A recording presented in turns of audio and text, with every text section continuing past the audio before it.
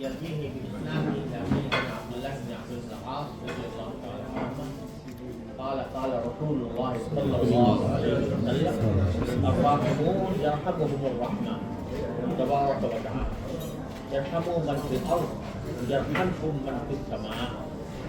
وهذا أول حديث سمعته من هؤلاء الشيوخ، وكل واحد منهم يقول هذا أول حديث سمعته من شيخي،